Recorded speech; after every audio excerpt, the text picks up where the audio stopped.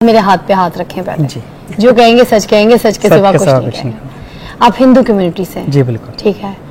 आप सच सच बताइएगा, जब से आप पाकिस्तान में हैं, पाकिस्तान में पैदा हुए हैं, आपको क्या ये मुल्क में कभी ऐसा लगा कि ये आपके अपने नहीं है, ये आपके पराए हैं? कोई नफरतें, कोई हसद, कोई तकलीफ, कोई जलन, कोई ऐसी फीलिंग्स हुई आपको? देखें, अगर ये सारी चीज़ें होती ना तो शायद मैं जिस उमरकोट से ताल्लुक़ रखता हूँ वहाँ पे सबसे ज़्यादा हिंदू मेजॉरिटी रहती है। मैं वहाँ से शिफ्ट होकर लाहौर के अंदर शिफ्ट हुआ और यहाँ पे मुश्किल से कोई 10 से 15 हिंदू कम्युनिटी के घर होंगे।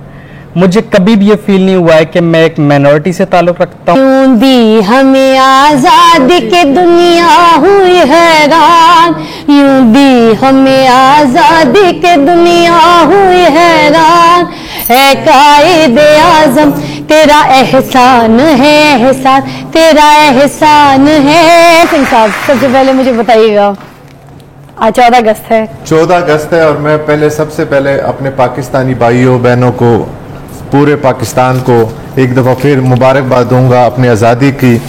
और पाकिस्तान हमारा मुल्क है, हमारी माँ धरती है, इसके लिए हम जितना भी करें वो कम है। क्या बात है, क्या बात है। क्योंकि पाकिस्तान वो मुल्क है जिसने हमें एक नाम दिया है, पहचान दी है। और पहले भी मैं कई दफ़ा बात कर चुका हूँ, पाकिस्तान में जो मिनॉरिटीज़ को आज़ादी है वो पूरी दुनिया में नहीं है, और सिख स्पेशल है पाकिस्तान में। क्या बात है। पूरे दुनिया में, मैं पूरी दुनिया घुमा हूँ, लेकिन पाकिस्तान में जो हमें प्रोटोकॉल मिलता है और जो इज्जत मिलती है वो पूरी दुनिया में कहीं नहीं मिलती। सर क्या बात है। हम तो सारे जाते हैं, गुरुद्वारा जाते हैं, हम आप लोग से मिलते हैं, हमें प्यार बड़ा मिलता है। बाबा गुरु नानक देव जी का जन्म स्थान यहाँ पे है। हमारे गुरु देखें 550 साल पहले, वो ये इंडिया की साइड पे भी जा सकता था, लेकिन ये एजाज पाकिस्तान को हासिल। अरे वाह, क्या बात है जी। और गुरु नानक देव जी के 18 साल और 7 महीने आखिरी जहाँ पे गुजरे हैं करतारपुर, वो भी पाकिस्तान में है, और उनके आखिरी रस्मात वाली जगह भी वही है। तो ये हमें पूरी सिख कम्युनिटी के लिए ये एजाज की बात है, बल्कि मुझे तो ये बहुत एजाज की बात कि मैं एक पाकिस्तानी हूँ और मेरे नाम के साथ पाकिस्तान जुड़ा हुआ है। क्या बात है सरदार साहब। मैं एक और बात इसमें ऐड करना चाहूंगी कि पूरी दुनिया से जो सरदार आते हैं, सिख कम्युनिटी के लोग आते हैं यहाँ पे, और जो यहाँ पे रिहाइश पजीर हैं, मैं बताऊँ वो अपनी ज़ियारतें करने के लिए भी यहाँ पर आते हैं। ये जिस तरह से बता रहे हैं, जो बात बता रहे हैं गुरुद्वारा की, ये वो कहानी बता रहे हैं जिसकी वजह से सारे मुल्क के, जितनी दुनिया भर में जो सरदार हैं, जो सिख कम्युनिटी है, वो यहाँ पर आते हैं, ज़ियारतों के लिए आते हैं। मगर सिर्फ ज़ियारतों के साथ ये देख लीजिए कि यहाँ पाकिस्तान को अपना घर समझते हैं। बिल्कुल ऐसे ही हमारे सिख कम्युनिटी के लिए, पूरे सिख कम्युनिटी के लिए ये पाकिस्तान उनका घर है। आप मैं पिछले कुछ महीने पहले फेज 5 में हम ग्लोरिया जिन में बैठे थे, तो एक कॉफी शॉप पे कॉफी पी, और मेरे साथ आए थे न्यूजीलैंड से कोई मेहमान। तो वो न्यूजीलैंड के मेहमानों ने जब हमारे कॉफी पी तो बिल किसी और ने पे किया था।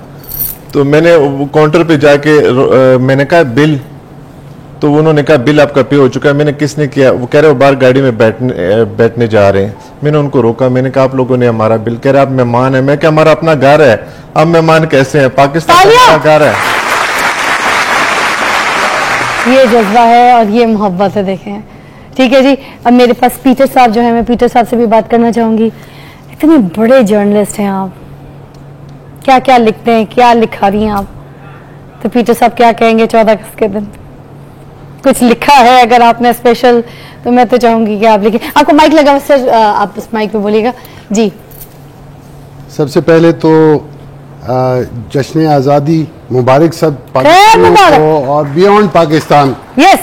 और दूसरा, ये जो गीत आपने शुरू किया, आगाज बहुत खूबसूरत था। अहमदुद्दीन कासमी साहब ने जब ये बोल लिखे, वाह, तो ये इतना गाया गया, मुझे लगा कि इसमें कुछ ऐड होना चाहिए। तो मैंने कुछ मिसरे लिखे हैं। जी सर प्लीज। और वो एडिज के तौर पर गाया भी गया है। एक गुलकार ने इसको राग देश में है, हाँ? तो उसने राग देश में इसको बहुत अच्छा कंपोज करके गाया। अरे वाह। तेरी उम्मीदों का मरकज, मेरे अरमानों की बस्ती, तेरी उम्मीदों का मरकज, मेरे अरमानों की बस्ती, खुददारों का है ये मस्कन, सच्चे इंसानों की बस्ती, रोशन सुबह की आस पे जिंदा, वाह, रोशन सुबह की आस पे जिंदा, लाठी टेकती बूढ़ी माँ, वाह, हवा से लड़ती लाट दिए की, कब्रों के मुरझाए फूल, रहें सलामत सदा सलामत, परचम थामने वाले हाथ, खुशियां बांटने वाले लोग, सपने देखने वाली आंख, तेरी धरती मेरी धरती सबकी धरती, सुंदरता की एक अलामत, बंजरता से लड़ती धरती, सोहनी धरती सोहनी धरती। सोहनी धरती, तालियां जी। मुझे लगता है अब कंप्लीट हुआ है ये मेरी नगमा। आना जी प्लीज बताएं, पाकिस्तान को बताएं, पाकिस्तानियों को बताएं कि 14 अगस्त पे क्या करना चाहिए, क्या होगा, हमें क्या करना चाहिए, प्लीज बताएं जी। 14 अगस्त हमें याद दिलाता है कि ये आज़ादी हमें एक जमहूरी जदोजहद के सिले में मिली है, उसके नतीजे पे मिली है।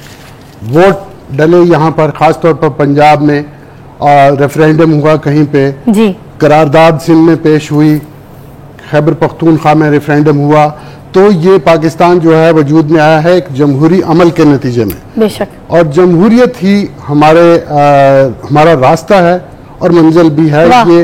ये लेके हम पाकिस्तान को तरक्की दिला सकते हैं, जहां सबके हकूक ना सिर्फ तस्लीम किए जाएं, इदारे अपने अपने दायरे में काम करें और सबका एहतराम हो, और इससे आगे बढ़ के हम फिर अपनी वो मुश्किलें जो इस वक्त हैं उसको आसान कर सकें। अरे वाह, तालियां, क्या बात है जी। अब मेरे साथ है दानिश कुमार साहब, मैं चाहूंगी वो भी अपने लफ्जों को छेड़े। है जुर्म अगर अपने वतन की मिट्टी से मोहब्बत करना, है जुर्म अगर अपने वतन की मिट्टी से मोहब्बत करना, तो ये जुर्म हमेशा मेरे हिसाबों में शामिल रहेगा। वाह, अरे वाह, यहाँ से ऐसे लगी है जाके दिल को। मैं बड़ा खुशकिस्मत हूँ और मेरे लिए बड़ी एजाज़ की बात है कि मैं एक ऐसे मुल्क के अंदर पैदा हुआ हूँ जो आज तक मैंने दुनिया में कभी ऐसा मुल्क नहीं देखा है जितनी नेमतें इस मुल्क के अंदर है।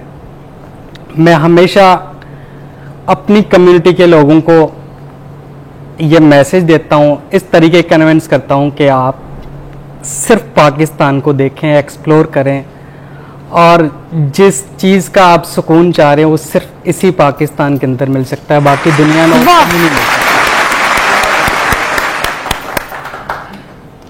क्योंकि मैंने हमेशा इसको घर समझा है अपना। जब आपके ऊपर जिम्मेदारी आ जाती है, जैसे 1947 के अंदर हमें एक जिम्मेदारी दी गई थी, तो इस तरीके से मुझे लगता है कि हर इंसान के ऊपर एक जिम्मेदारी अपने घर की जिस तरीके से होती है, घर को लेके चलना होता है, उसको सेटल करना होता है, मसले मसाइल जिस तरीके से हल करने होते हैं, इसी तरीके से पाकिस्तान में रहकर हम पाकिस्तान का सोचें और पाकिस्तान के बारे में हम जितना ज़्यादा सोचेंगे उतना बेहतर रहेगा। भाई एक बात आपने सच सच बतानी है मुझे जी, क्योंकि ये इसमें बहुत बड़ी बातें, बड़ी जंगें, बड़ी नफरतें, बड़ी मोहब्बतें सब कुछ छुपी हुई है। ये आप मेरे हाथ पे हाथ रखें पहले जी। जो कहेंगे सच कहेंगे, सच के सिवा कुछ नहीं कहेंगे। आप हिंदू कम्युनिटी से जी? बिल्कुल ठीक है। आप सच सच बताइएगा, जब से आप पाकिस्तान में हैं, पाकिस्तान में पैदा हुए हैं, आपको क्या ये मुल्क में कभी ऐसा लगा कि ये आपके अपने नहीं है, ये आपके पराए हैं? कोई नफरतें, कोई हसद, कोई तकलीफ, कोई जलन, कोई ऐसी फीलिंग्स हुई आपको? देखें, अगर ये सारी चीज़ें होती ना तो शायद मैं जिस उमरकोट से ताल्लुक़ रखता हूँ वहाँ पे सबसे ज़्यादा हिंदू मेजॉरिटी रहती है। मैं वहाँ से शिफ्ट होकर लाहौर के अंदर शिफ्ट हुआ और यहाँ पे मुश्किल से कोई 10 से 15 हिंदू कम्युनिटी के घर होंगे। मुझे कभी भी ये फील नहीं हुआ है कि मैं एक माइनॉरिटी से ताल्लुक़ रखता हूँ या हिंदू कम्युनिटी से, कभी भी नहीं। इसी बात के साथ कायदे आज़म जी की बात है और उनका जिक्र यहाँ ना हो तो हो नहीं सकता। यूं दी हमें आजादी के दुनिया हुई हैरान, यूं दी हमें आजादी के दुनिया हुई हैरान, है कायदे आज़म तेरा एहसान है, एहसान तेरा एहसान है।